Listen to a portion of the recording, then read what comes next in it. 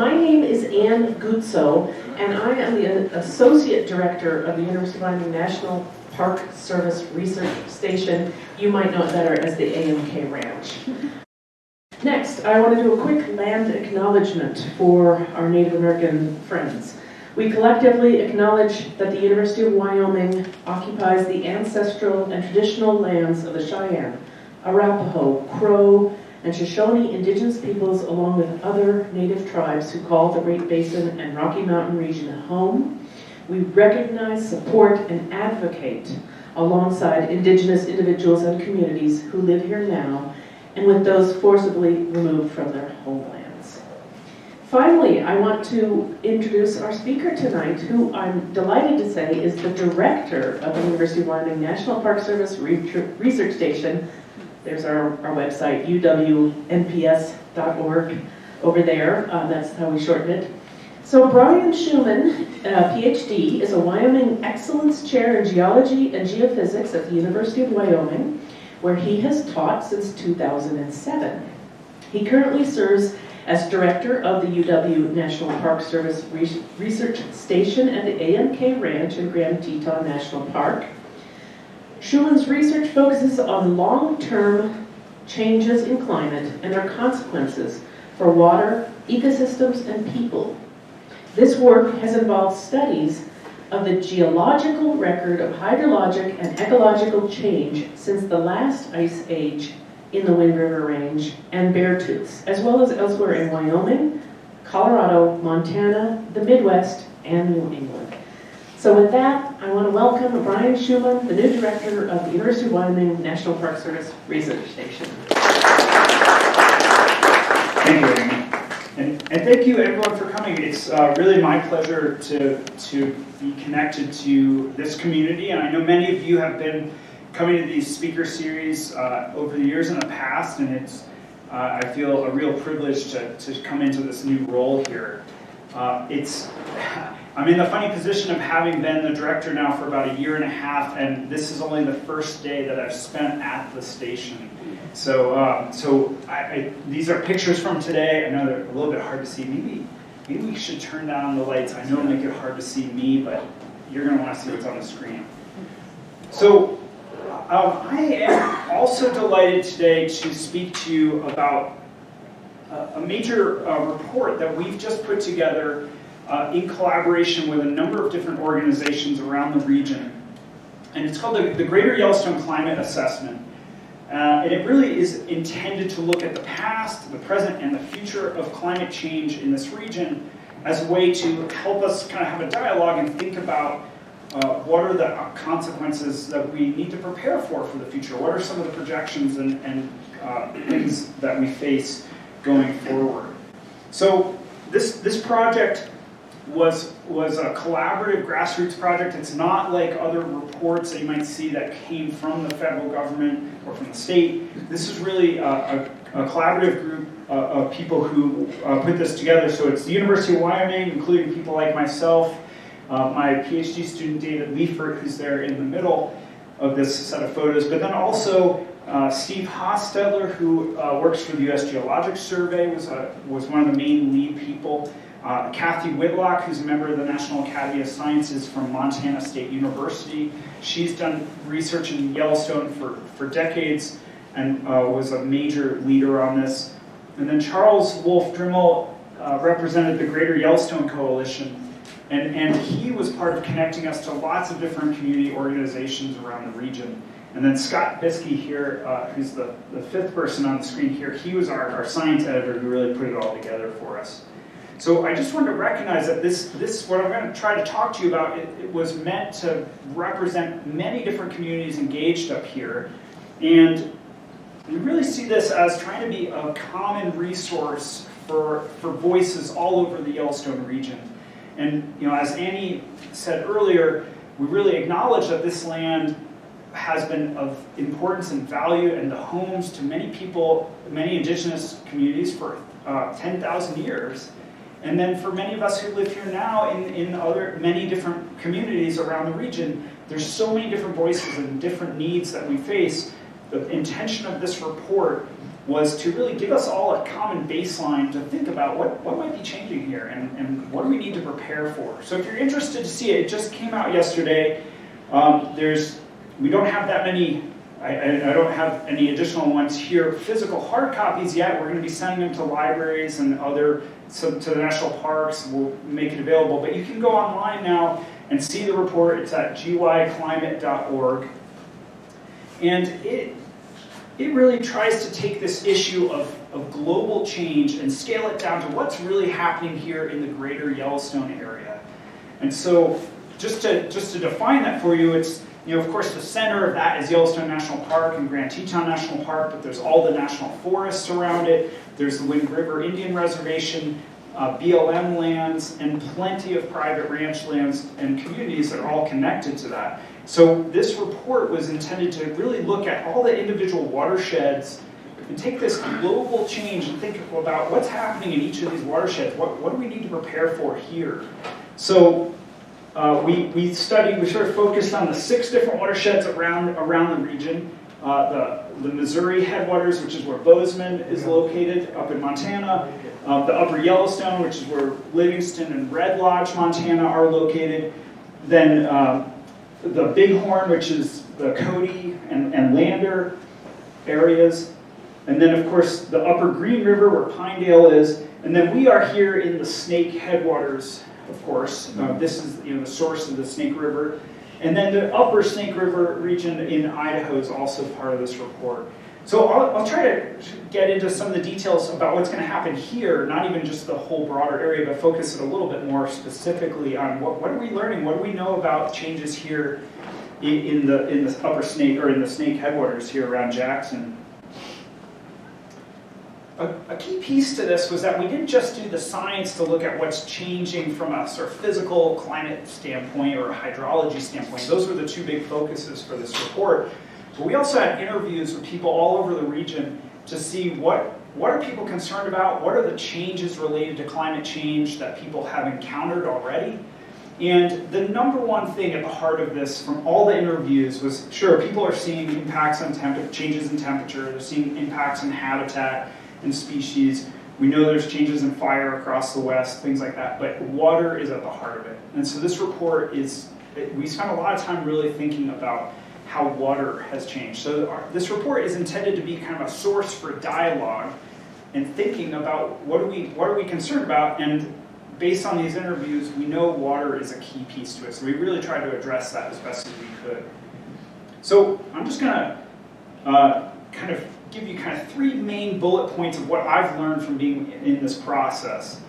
And the first one is global warming is real. People ask me this all the time. I'm a climate scientist. I study how climate has changed naturally over thousands of years, even longer than that in some cases. And people always ask me, well, do you believe in climate? Do you believe in global warming? And my answer is I believe in it the way I believe in physics. There's nothing to believe in. There's just some basic concepts here that apply, and it really is changing us. And I purposely use the word global warming there because it really is also about human activity that's causing this change. So it really is happening, but the second point here is our places here, as I'll show you, are changing already. We are already seeing changes, and we are on a trajectory to see potentially fairly dramatic changes in the future, but we really have choices that would make a fundamental difference into what those futures look like. So the report really illustrates some different scenarios, and I'll try to walk you through some of those to give you a sense of what are some of the outcomes that we could face. And you'll see that the biggest uncertainty, people always talk about, well, what's the uncertainty about climate change? Well, the biggest uncertainty is what we collectively decide to do. And you'll see that come out in the key messages here. So I think this is personally as a geologist, I love talking about this as terrible as this topic can be up here, because this landscape is such a perfect place to think about climate change. If you go up to Jenny Lake or any of the lakes up there at the base of the Tetons, you're walking around in these glacial moraines that were where the big ice sheets came down out of the Tetons, or even down here where the ice sheets came all the way down out of Yellowstone. You're walking. I think of this as like if you went to Athens and walked around in Greece and looked at the ruins of the ancient civilization in Greece, or in in Egypt or in Rome, you're looking at the history of these ancient civilizations. Well, here, we're walking around on the ruins of a colder world, of a colder Earth. They really are just these remnants that have been left behind by all these things that represented a world that was about 5 to 7 degrees Fahrenheit colder than today. And I want to use this just to give you some context to the numbers. So, you think about it today, if you go up to the mountains, you can go up to the Teton Glacier. The mountains, the glaciers are really limited to those kind of nooks and crannies up high in the mountains where it's particularly cold and shaded. But in the past, as you know, the glaciers really came down to the valleys. So if we go, up here, you can see the remains. If you go down to Du Bois, go across the Togety Pass and go down to Du Bois or go down to Fort WyACT, you can see places where glaciers had come all the way down into the valley. And these are some photos here of these big boulders were carried down out of the mountains by glaciers 20,000 years ago. This is right below Bull Lake by Fort WyACT. This is right outside of downtown Du Bois. And the important thing to think about here is, in the past, there were these glaciers that came all the way down out of the mountains. All of Yellowstone was covered in a giant ice cap. It's important context to realize that is a world that was only about 5 to 7 degrees Fahrenheit different from today. So when I show you some of the numbers about how much things could change by the end of the century, we're actually talking pretty quickly about changes that are on the same magnitude as the change from that last ice age to today. So if you think about how fundamentally different this place would be when there were ice caps covering all of Yellowstone, or coming down all the way to Jenny Lake out of the Tetons there, or coming down to these locations like in Du Bois, we're now talking about that same type of change, but just going in the opposite direction, becoming even warmer. And I'll show you some of the projections here in a moment. Of course, those changes are all part of a natural history of natural climate variability. And so we know there's lots of natural influences on climate. The sun changes in its intensity. Our orbit around the Earth, or the Earth's orbit around the sun changes very slowly in ways that affects Earth's climate. The amount of dust and haze in the atmosphere influences how much sunlight makes it to the Earth's surface. The changes in the ocean, we have El Nino years that can affect how much snow we have here or not. Big volcanic eruptions, if you look back across the history, last few decades, at the coldest years here in Wyoming, they're all associated with big volcanic eruptions, like Mount Pinatubo back in 1991, El Chichon down in Mexico in 1982.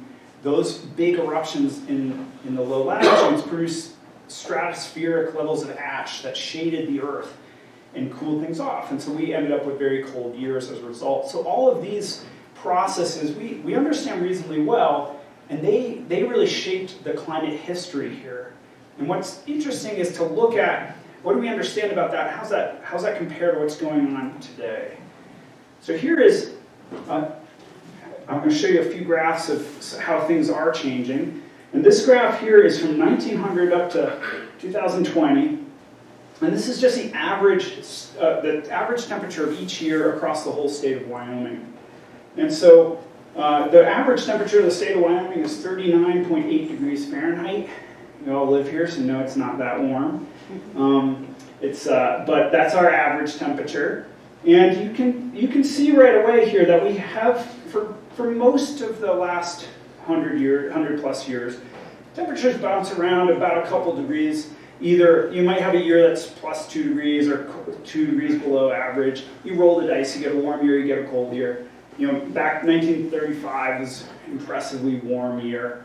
But after about the 1980s, we started to trend upwards here. And what you can see right away from this graph is it's not that we had unusually high temperatures.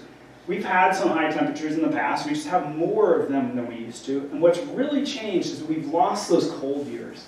So if you look at the dashed line here, we're just missing those cold years. So, and in fact, essentially, if you look at this, it's been, I have to remember the exact number here, but it's been at least 25 years since we've had a truly cold year. That might be a surprise to some people. But it has, and in fact, it was just last year that we actually had, for the first time in quite a while, had a year that was even slightly colder than normal. So things have changed here. It is without a doubt that things have changed. But the question always is, well, is that because of human activity or not? So we can think about all those different natural influences that I was talking about. And we can actually make projections as to how should the climate of the state have changed, the temperature of the state have changed based on those natural influences, changes in the oceans, volcanic eruptions, changes in the output of the sun. And that it doesn't capture every up and down here because some of it's just the luck of the draw. You're rolling the dice. So some of it's not predictable. Sometimes you just by chance you get a really warm year. Sometimes by chance you get a really cold year. But you can, based on the state of the ocean, volcanic eruptions, you can predict some of the general trends here pretty well. And people always ask me, well, how can you predict the climate if we can't even tell you what the weather's going to be next week? But I bet all of you that you can make a climate prediction right now if you wanted. And that is, you could tell me if I asked you, will next January be colder than it is right now? And yes, it will, right? Because you know that the amount of sunlight that we get in the winter is less, and so the winter is colder. And that's the difference between weather and climate. We can predict kind of the average conditions, whether it's going to in general be colder or general be warmer. We can't tell you exactly how much, like which year is going to be the extreme year and which year is going to be extreme cold. But we can be pretty sure that January is going to be cold and July is going to be hot. And for the very same reasons, we could think about all those natural influences on the Earth and predict kind of generally what we expect here.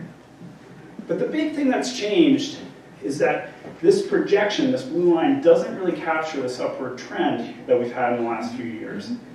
So where's that coming from? And that fundamentally comes from the fact that we've added a tremendous amount of greenhouse gases to the atmosphere. So greenhouse gases are important because they're good insulators. They're preventing heat from escaping from the surface of the Earth and going out to space. And they do all kinds of fun things up there in the atmosphere. They stretch, they bend. In class, I make my students stand up and do these little dances so they think about how molecules change in the atmosphere. But you know this, if you put a cup of water in your microwave and turn on the microwave, you'll hit those water molecules with the waves of energy, and you'll start spinning those water molecules. That's what makes the cup of water hot. Well, the very same thing is happening in the atmosphere. Energy is coming up from the surface of the Earth. It hits these molecules in the air and starts energizing them. They start rotating, they start bending, they start stretching, and that traps the heat in the atmosphere. So the question really isn't, why is it getting warmer? It's more like, why wouldn't it get warmer? We're essentially putting on another coat, another sweater around the Earth every year, every time we add more emissions to the atmosphere. And so by adding this insulation to the atmosphere, we should really expect things to get warmer. And in fact, that's pretty well what we're seeing going on. So if you look at those natural influences on climate, they don't project that upward trend. But if we incorporate how much greenhouse gas there is in the atmosphere, we actually do a really good job of predicting what's been changing. And in fact, NASA back in 1980, before any of this warming really was taking place, made projections that the warming would become obvious by about the year 2000. So 20 years in advance, they were predicting that this is what would happen. And sure enough, we've really done it more or less exactly what the projections were back in the 80s. So we're seeing changes here that are very consistent with the fact that human activity is really having a big influence. And this is where the uncertainty comes into it. These lines here represent how much carbon we're putting into the atmosphere. So if you look at this is the amount of carbon dioxide in the atmosphere. If you took 1 million molecules here in front of me, historically in the past, about 280 out of that million would have been carbon dioxide. You think, well, how could that little tiny amount of carbon dioxide matter? Well, if we didn't have any of it, plants wouldn't be able to photosynthesize. We wouldn't have any foodie as a result, and the Earth would have just enough insulation in its atmosphere that we'd actually be frozen totally as a planet. So those 280 out of a million molecules actually have a really, really important role in the way the Earth works. But because we've been adding carbon dioxide to the atmosphere, and we're doing a really good job out there today, in the traffic, right? So in fact, we understood, NASA made that prediction back in 1980 about how things might warm. And they were actually building on the very first prediction of this. The physics here is so well understood that the very first prediction of it was made in 1896 by Svante Arrhenius, who was a Nobel Prize-winning chemist. He wrote a paper at that time saying that Earth's climate would warm based on burning coal. And he estimated it would take 3,000 years to really have an impact, but that was because we were burning so little coal that it was only a slow change. Well, now we know we're adding a lot of carbon to the atmosphere. In fact, we've added more since 1990 to the atmosphere than all of human history before that. So even after we understood this was a problem, we ended up making it worse. And we're still, of course, every day we're adding to it. So here's the uncertainty. We've gone from 300, we're now up to about 410 parts per million. So 400, instead of 280 of those molecules out of a million, 410 of them are carbon dioxide. And the different colored lines here represent a bunch of scenarios that the international community has been using to help think about what are possible ways the Earth could change. So the green line here is one where we really stabilize the amount of emissions. We actually reduce the amount of emissions basically to zero, so that we stabilize how much is in the atmosphere roughly where we are right now. That scenario is pretty hard for us to actually achieve at this point. But the other ones are more possible. So the blue line here is one where we start to mitigate this pretty aggressively, so that by later in the century we stabilize. The red lines here are ones where we continue to emit substantially. So what I'm going to show you when I get into looking at the future projections here of temperature and other changes in this region is I'm going to contrast the blue scenario here, the one where we do some mitigation of how much carbon we're putting into the atmosphere, versus this red projection up here. Just so you can get a sense of, these are the choices we have to grapple with as a society, all the different ways we might deal with things. We might allow things to go up here, but then we'd have to adapt to that. We might try to stabilize things here, but then that also has a lot of consequences as well.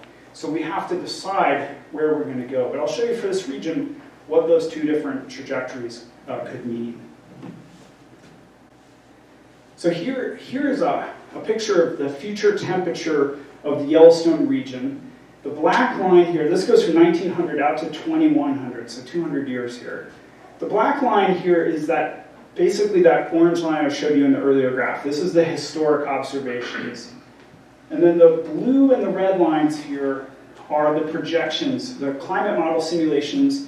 And the climate models, sometimes people don't understand this, they're just a bunch of mathematical equations that represent the physics of how the Earth traps heat. We don't put any data into it to tell it what the outcome should be. It's like solving, a problem where you say, okay, you have a budget. Well, I'm going to, if you make $10, but you have to spend $8, you know that you're saving $2. Well, these are basically the same thing, except we know how much energy is coming from the sun, we know how much energy is escaping from the Earth, and we can, based on that, solve the problem to figure out the budget of Earth's energy and make an estimate of the temperature. And so this is based on that, what the temperature of the Yellowstone region would be. The shading here represents the uncertainty because there's a lot of different ways to solve that problem in a computer, and there's about 35 or more groups around the world that have climate computer models that they use. This is taking all of those and averaging them together to get a sense of what are the different possible outcomes that people come up with. But the important difference here is if you stabilize carbon in the future, the temperature gradually levels out.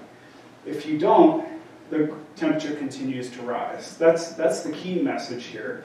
But let's look at that a little bit more carefully. Under the scenario where we stabilize carbon emissions and kind of reach a stable level towards the end of the century, this region will warm somewhere on the order of, say, 7 degrees. And if we allow the emissions to really continue to rise, so the carbon dioxide levels grow at a pretty aggressive rate similar to the way they are right now, then we're more likely to end up with a scenario in this region where temperatures rise by at least 12 degrees Fahrenheit. And so again, to put this in context, that last ice age was about 5 to 7 degrees different from today. So even the scenario with the blue scenario here with some mitigation is roughly an ice age worth of difference from today. Because it seems like, well, how could 5 degrees matter that much? The difference just from May to June is more than that. Over the course of the year, we experience very big temperature changes. The difference between night and day is very large. But in terms of how much does snow melt during the winter versus how long does it last in the summer, things like that, they depend on really small changes that make a big difference. So 5 to 7 degrees here, even with some mitigation, we're talking about kind of an ice age worth of potential change. So right now we're really only at the beginning of something that could potentially be quite significant, quite large. So I wanted to show you what's already changing here. So that here's, since 1950, these are the graphs I'll show you here are about the Yellowstone region on average since 1950. So this is from 1950 to 2020. This is the average temperature at all the weather stations across the Yellowstone region. And on average, we've warmed about 2.3 degrees Fahrenheit. And again, it's what's happened is we're just getting a lot more frequent warm years. Some of the years here are warmer than they used to be.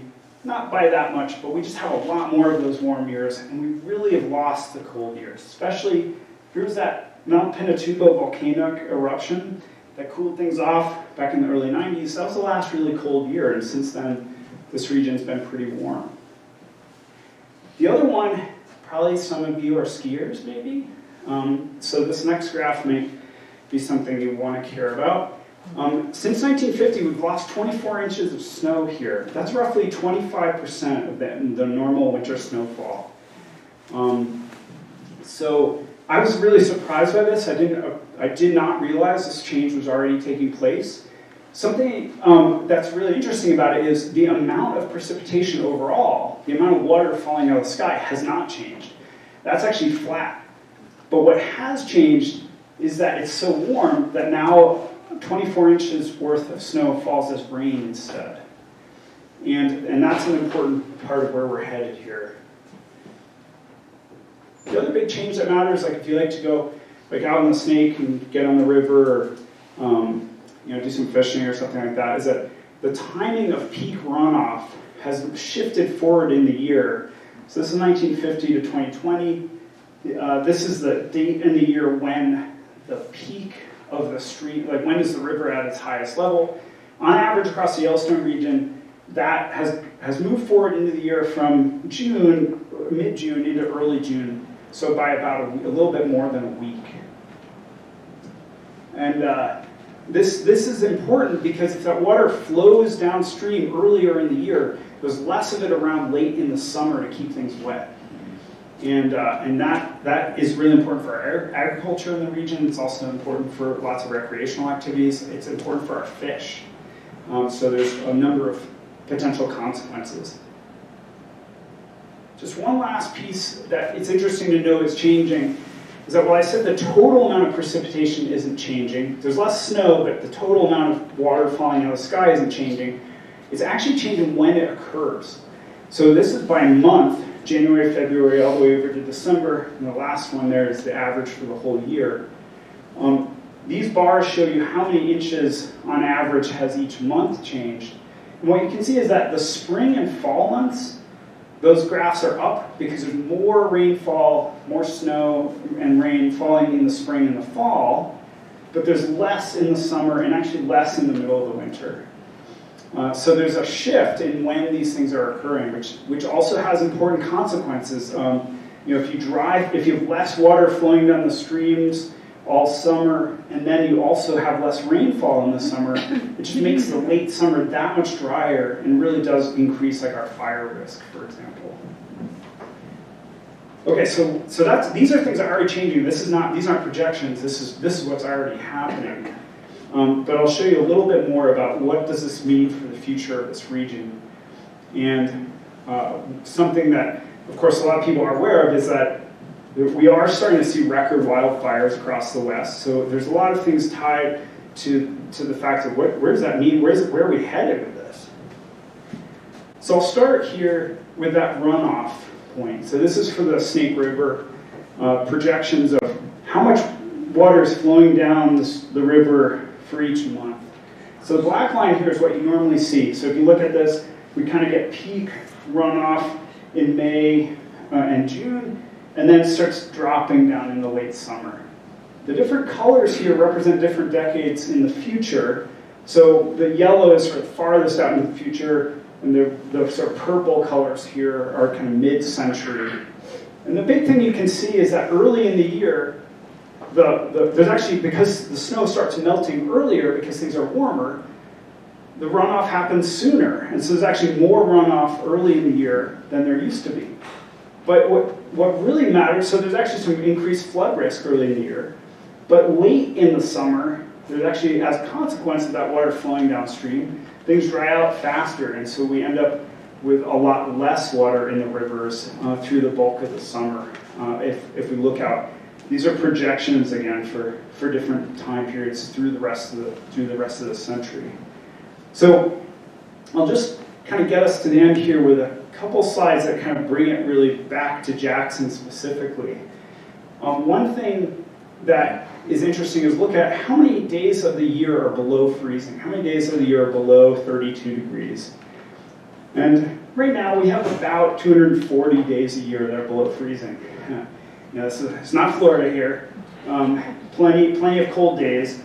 But the projections of the future are that without some mitigation of carbon emissions, we get down to about 150 days of the year that are below freezing, versus, if we have some mitigation, we might get down to about 200 days per year that are below freezing. That's important for things like the beetle kill that has killed 9 million acres of forest across the Rocky Mountains. We need that cold weather to kill those beetles. If you don't have that cold weather, insects populations go through the roof, and that's what has happened. So there are all kinds of potential consequences to changing how often you have cold weather. But I think the part that to me really stands out as more dramatic and something illustrates the risks here a bit bigger is how many days of the year do we have above 90? So today, this summer we're having some really incredibly warm weather. But normally in Jackson, we really rarely have days above 90. But these are the choices for the future. If we mitigate the amount of carbon in the atmosphere, we might get up to about 2 weeks a year of where the weather is above 90. But if we don't, we could get up to having about 2 months of the year where the temperature is above 90. Someone today was talking to me about building a house here and saying how we didn't need air conditioning. And they added appropriately at the end, yet. And I think that's right. But the problem with adding air conditioning is that potentially puts you on the path where you really need it that much more. So it's a very complicated problem to solve. But this, I think, highlights to me how much our choices are still before us. We still have some pretty substantial ability to decide, do we have 2 weeks of 90-degree weather or 2 months of 90-degree weather? That's a pretty big difference. And the last part, the part that shocks me the most when I've been working on this, is looking at how this all impacts our snow, the snowpack. This is not just important for the recreation economy here, not just important for the ecology of this region.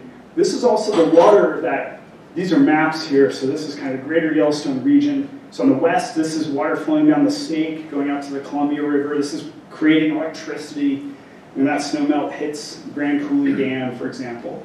In the southern part here, down by Pinedale, all that water is going down the Green River. That snowmelt goes down the Green River, goes through the Grand Canyon, and becomes really important water supply for places like Phoenix and Las Vegas and LA. And on the east side, of course, all that water goes to the Missouri River and is important for agriculture here in Wyoming, across Montana, and beyond. So this map here, this shows today which portions of the region are typically covered with snow in the winter. And the red are areas that might have a mix of snow and rain, and the green is where it's almost always just rain. And if you look out into the future here, 2041 to 2060, so the middle of the century, and then later in the century, the change in temperature, even under the path where we mitigate things, we really lose that snowpack, and that disappears. And another way to look at this very same thing is to look at it by elevation. So here, this is for the Jackson area, Snake Headwaters. Here's that blue-red line is the boundary between snow and rain, basically. Today, it's down about 6,000 feet. So this is elevation, and these are years out into the future. If you look at this, you can see how over time, that snow-rain boundary moves up to almost about 10,000 feet. So just to put that in context, that's going from the base of the Jackson Hole Resort here all the way up to the top. And so this is, again, with some mitigation. If we don't have mitigation, that line just keeps moving up, and that snow-rain line gets at least above 11,000 feet, probably up above the ground. So the potential consequences in this region that this report really highlights, to me, the heart of it is the potential loss of snowpack.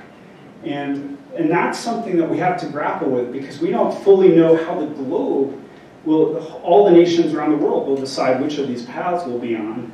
So we need to prepare in some ways for both of these scenarios and think about what would we do as a community to sort of help ourselves make that transition. A transition from a place that today is very snowy to a place by the end of the century that's probably mostly rain dominated.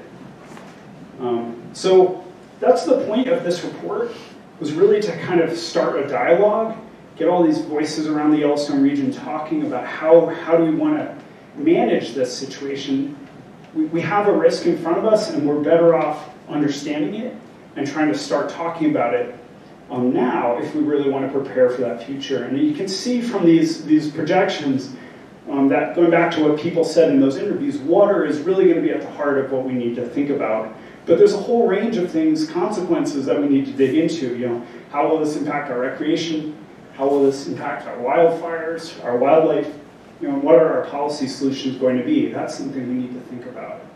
So I'll wrap up here by bringing it back to the AMK Ranch. I just want to highlight that our mission as a research station is really to help us think about this region and think about all the different things that are happening in this region that are potentially at risk from some of these changes. Whether it's the tourist economy, the wildlife moving through the region. This is a map showing some of the wildlife migrations through this region. And of course, our water supply all across the West. So we're really excited to dig into this problem and work with people like you to really think about all the different dimensions here and try to do research that really helps us have these conversations and try to better anticipate what kind of consequences we might face in the future. So with that, I'll stop and I'll take some questions. But I appreciate getting to talk with you.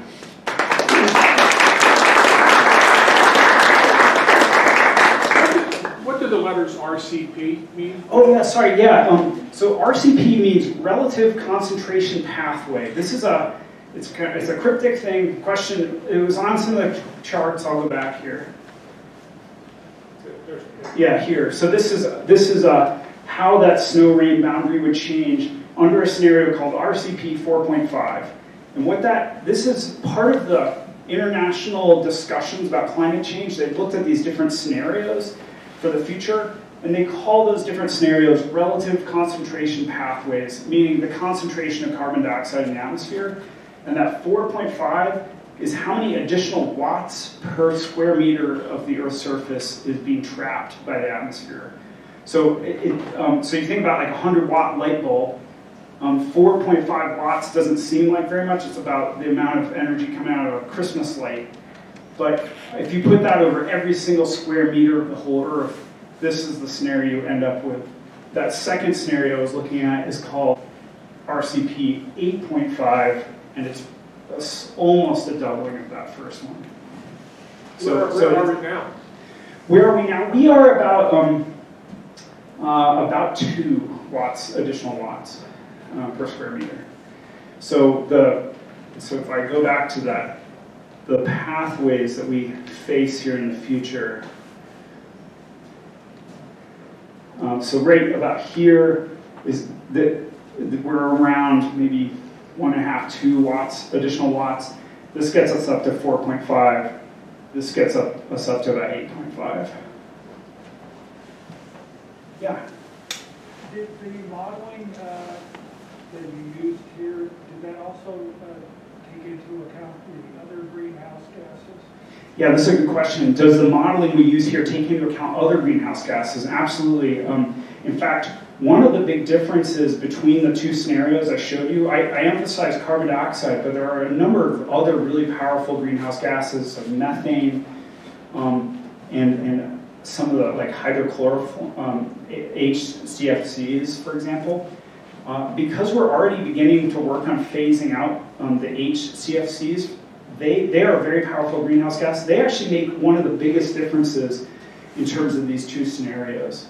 So yes, incorporating these other types of greenhouse gases is actually really important to think about. We tend to focus on carbon dioxide because that's the biggest player, but even these other kind of smaller pollutants that we're adding to the atmosphere can, in some cases, have really big effects. Yeah, in the back. I think this study mostly focused on water. Will there be future studies on impacts on wildlife? So, yeah, great question. So the point was this report focused on water and climate. What about the impacts? That's exactly where we want to go with this. We wanted to do presentations like this in all the communities around the Yellowstone region and kind of hear from people about what are the impacts you care about and you're concerned about. And then with the idea that the next report, we would actually investigate really specifically the things that communities here care about. So I think for sure there's certain things like human health, with like say you can think from like smoke from wildfires and heat stroke issues. That's going to be a part of a future report. Wildlife impacts, wildfire itself.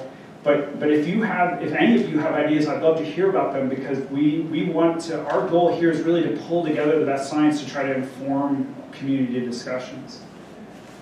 Yeah.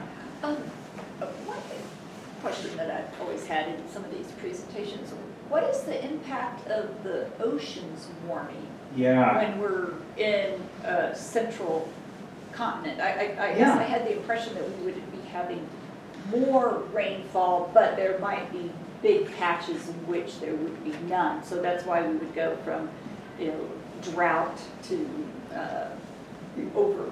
Yeah, so there's two. So the question here is like, what's the impact of the oceans, and especially for us here in the middle of the continent, how might that be different from other regions, especially in terms of precipitation?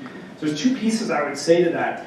The first is, right now the atmosphere is trapping more than, I don't know if you saw this headline the other day, there was a report that just came out. The Earth now traps twice as much heat from escaping the space as it did in 2005. And 90% of that goes into the ocean. So right now, we're warming up pretty fast, things are warming, but we're really only seeing the effects of about 10% of that heat trapping because the ocean is cold water that's warming up. And if you think about like a pot of water, when you wait for it to boil, it takes a long time. Well, the same thing is happening with the oceans. So the oceans are actually saving us, kind of keeping us cool. It's like a big global swamp cooler. But you're right also that the consequences of that are different in different places. The general pattern right now in the western United States in terms of precipitation is that from places about here south, they're very likely to become drier.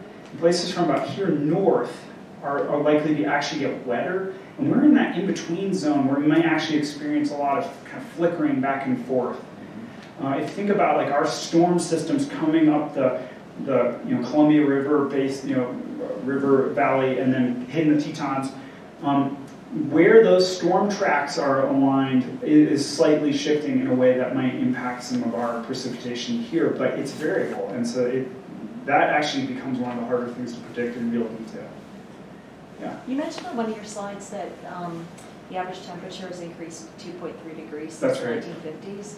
What's the expectation over the next 70 years? I mean, given the slide behind you, Yeah. accelerate, and what would be the implications of that? Sure. Yeah. So so I'll just put this here again. So what we've seen so far is about 2.3 degrees on average, and that's about here. But by the end of the century, if we have some mitigation, we probably warm by about 7 degrees. So that's like, again, that one ice age worth. Whereas by the late century, if we don't mitigate the amount of carbon, we end up warming by over 12 degrees. And so what are the consequences of that? Well, this is that difference between 2 weeks of 90-degree weather here in Jackson versus 2 months of 90-degree weather. But it's interesting, if you look at this, both of these scenarios end up doing about the same thing through the mid-century. And it's only later in the century that our policy consequences really play out and end up making a big difference. But this, again, going back to where's that snow line, that line between snow and rain, this amount of warming right here is enough to push that snow-rain line up to, say, 8,000 feet. So we start getting a lot more rain here in town, much less snow. In fact, already you might notice it, like in September, there has been a 96% reduction in the amount of snowfall because September has become just enough warmer that it rarely now gets below freezing. So we would expect that this probably starts pushing that fall rainy season later into the year, and snow doesn't start falling until, say, November, just to pick a month. And that has all kinds of consequences, because imagine now you light a fire in September. Well, now instead of a late September snowstorm putting it out, you have to wait till November for that snowstorm to come and put it out. So there's all kinds of potential consequences here. Yeah? So when we talk about these climate mitigation scenarios, these are often based on sort of policies that are enacted at the federal level or even at an international level. Right. When in reality, the impacts of climate change are very localized. Exactly. And so when we're talking about something like water security, a solution that, say, California has been enacting is to build more dams.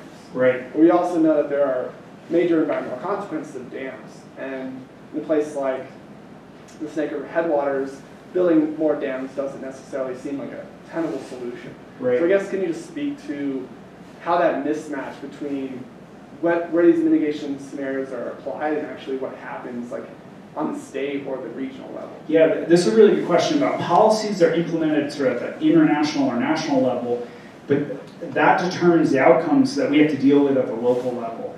And I'll give an interesting example here. The state of Wyoming would love to keep its fossil fuel industry going strong, its coal industry going strong, but even without any federal regulation at all, the market moved away from coal because of concerns globally about in this way. And so that ended up, despite locally us wanting to take one path, we as a state, we are situated in a global economy that has led to a very different market outcome than we may have selected as a state. And so in that same way, we, in some ways, as a local community, don't have that much control over which one of these pathways we can get to. We could make our case to Congress, and they could work internationally, and maybe that might determine things. But we also need to respond to that and be prepared. And you're right. So reservoir building is a really interesting question. It's going to become hotter, so you evaporate more water. There's going to be less rain in the summer, less runoff in the summer. Maybe bigger reservoirs would help us. But it's really worth thinking about the fact that these higher temperatures mean a lot more evaporation, and reservoirs are actually just giant pools of water evaporating. The single largest use of water in the state of Wyoming is evaporation out of our reservoirs. So this is a good example. That's something that's a very complex type of solution we have to think through. I don't have a real good answer on specifically, but you're right. There's this real mismatch that we have to work. It's part of the challenge, and that's part of the reason why we wanted to take this report and take this global issue and at least help communities here think about how it might impact us. In the back. So, yeah, how does RCP 4.5 fit into the Paris Accord agreements? Is that 2 degrees globally with hopefully 1.5, or is that more than that? Yeah, that's a good question. So how do these different scenarios fit into things like the Paris Accord?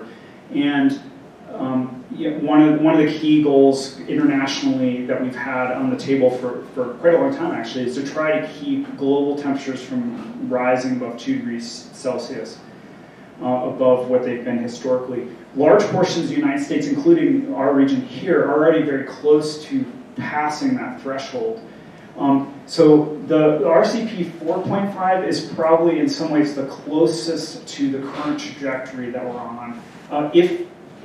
If everyone were to follow through on those commitments and actually not just follow through on them, but then build on them as the decades go on. One of the things that people are worried about with the 8.5 scenario is that is actually still possible even if we follow those policy projections, because there are feedbacks in the Earth system. For example, if you start thawing the Arctic, the permafrost starts to thaw, and that releases methane to the atmosphere that becomes a greenhouse gas, so that even with some policy choices that would be pretty aggressive, we may still end up on this path. And that's again, those are some of the uncertainties that really linger out there. But in terms of the scenarios I'm showing, this one is probably closest to where we're headed if we were to really follow through on the Paris Accords. Yeah? Can you speak to the risk of severe desertification in the Greater Yellowstone area and the consequences that would arise from that? Sure, yeah. What's the risk of severe desertification in this region? So I like to think about this from my geological perspective. Something many people may not realize is that many of the lakes around here have submerged in them ancient shorelines from a pretty prolonged period of time where it was much drier here. And there are a lot of dune fields, you might know, in some of the valleys around Wyoming, that those dunes were active. It was much more desert-like. In fact, the middle of the Great Plains, western Nebraska, for example, was a big sand sea for a couple thousand years. Right just prior to, it was just prior to the time of, say, the beginning of the Egyptian civilization. So I know we're in a different part of the world, but just to kind of give you a time-based benchmark there. At that time, when the Egyptians were beginning to build their pyramids, the middle of the Great Plains was more of a desert. This region was much drier. Many of our lakes were much lower. And in fact, the archaeological record here is really interesting because there are very few archaeological sites in Wyoming from that very dry time period. People were here before, and they came back after, but there was a kind of a period here where it did become very dry. And what's interesting about that is, at that time, the average temperatures in Wyoming, our best projections were that they are about where we are right now. And so that our future trajectories here actually get us quite a bit beyond that. I wouldn't expect that the high elevation areas like where we are right here would really become super arid. In fact, there'd still be at least as much precipitation falling. But some of the places like the Bighorn Basin might become much, much drier. And that would have really important consequences for our economy and agriculture. So I hope that helps. Yeah. Could you go over some of the examples that would fall under some mitigation? And part of what I struggle with is human nature. Yeah. Because we are what we are, and a lot of people, politicians included, seem to deny global warming and climate change. So, if you could maybe shed some light on what you've observed on how we can perhaps get human nature to at least go to the blue line area, that'd be great. So this is a good question: is what are some of the choices we need to take to fit this scenario versus that one, and then how does that fit in with human nature? I have to say, the last year and a half has been a major lesson for me in thinking about the likelihood that we all band together to agree on solutions to problems. But I won't get into that. So let me start first with the first part of the question there. This pathway here assumes certain things will change, like we actually do invest substantially in renewable energy sources. One of the things that's a bit challenging is that it also includes development of new energy sources that we're not currently using. And it also assumes potentially that we develop some ways of at least mitigating continued emissions, like we capture some carbon and prevent the amount that's going in the atmosphere. I think there's kind of a nice thought experiment that's worth considering, which is you could kind of divide up this, think of this as a pie slice, and you can think about all the different activities that could kind of lower you along this pie, like kind of think of this as a whole bunch of slices. And so let's say you double the efficiency of all the vehicles that we drive every year. That might get you about 1/8 of the way from here to there. If you reduce the number of miles we all drive collectively every year by half, that might get us another 1/8 of the way there. If you replace coal-fired power plants that we're currently using with natural gas-fired power plants, that gets us another 1/8 of the way. One of the things about renewable energy right now that's really challenging is that we've really seen a major increase in the amount that's being produced, but it's almost entirely gone into replacing what had been generated by nuclear power and has not substantially cut into the amount of emissions being produced by traditional natural fossil fuel sources. So another slice here would be to really develop the renewables at that next level that you really are changing the fossil fuel mix. The potential to switch our fleets over to electric vehicles is actually another, maybe about 1/8 of this. That would be really substantial, and I think that's likely, part of what would get us to this point. So, this is not my specialty is thinking about what's changing, but it is really worth everyone kind of looking at those choices and thinking about what's out there, because it is actually very hard for any of us individually to get us on one path versus the other. But we do have to have these conversations as communities and all the way up to the national level to think, because even some pretty big things that would be hard to do might only get us part of the way, and we have to kind of decide what paths we want to consider. Yeah, Bryan. One of the things that really worries me is the rate of change. And because that's what's going to control adaptation. That's right. If you're going to adapt, you got to have time. Yeah.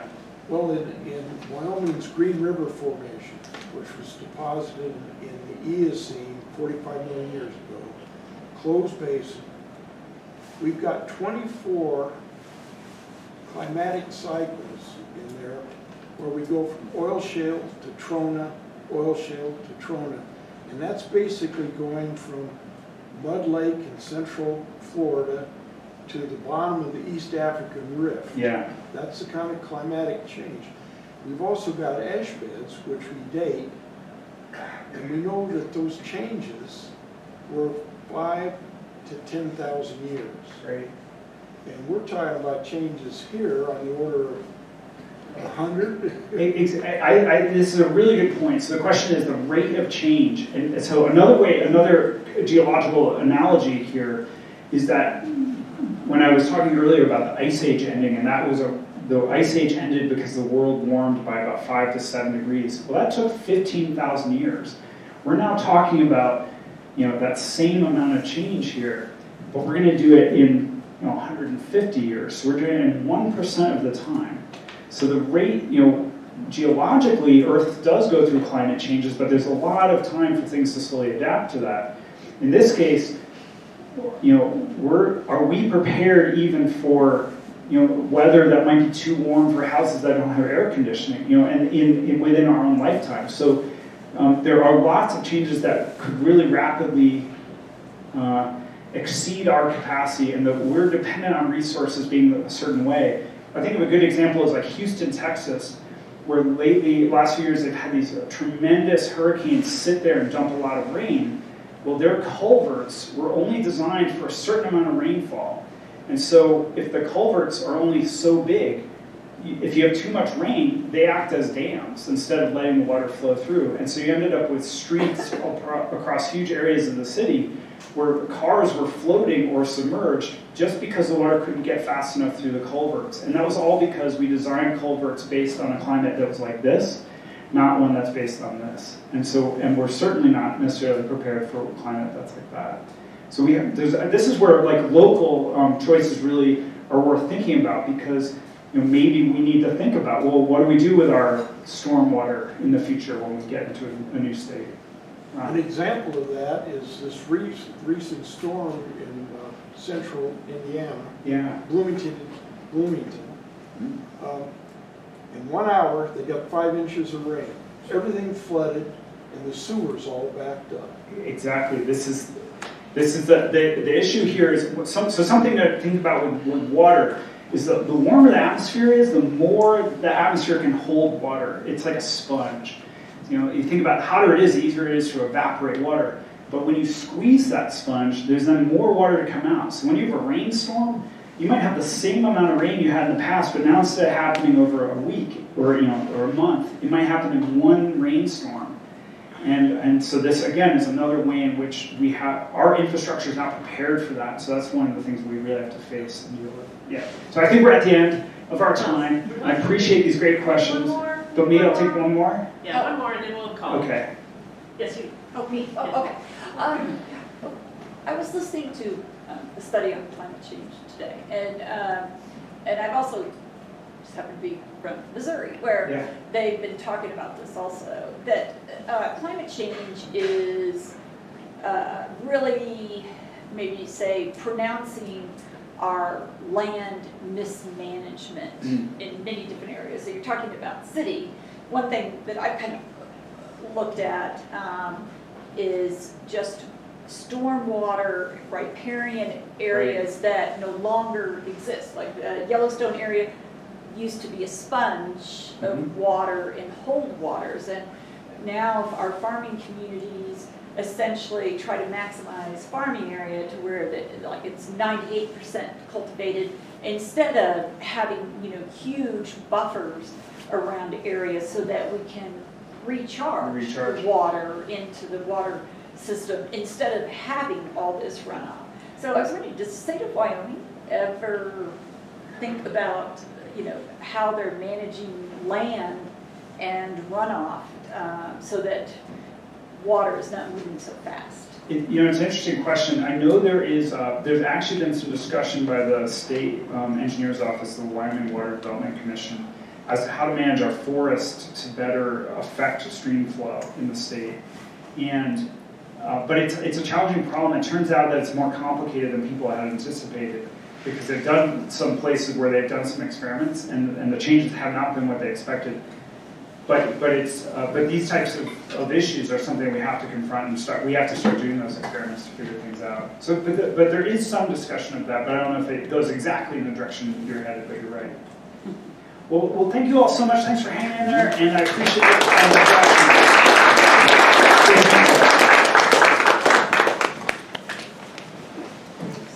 As a parting gift, please take some pizza and salad.